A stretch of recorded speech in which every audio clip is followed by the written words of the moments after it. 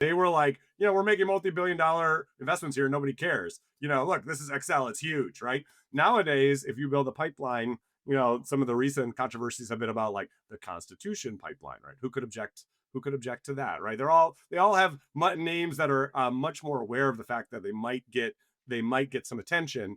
But that's a relatively recent development. Historically, I think power lines and pipelines, that those big interjurisdictional energy projects were kind of a backwater of energy law, and they've increasingly become central. And so that's put a huge focus on permitting, because those big projects are just much harder to permit, because you're typically going to need approval from a lot of different authorities. And sometimes there's going to be questions about, well, what's the real benefit to me of this power line coming across my state if the wind's being produced in a different state and the power is mostly being consumed in a state on the other side of me?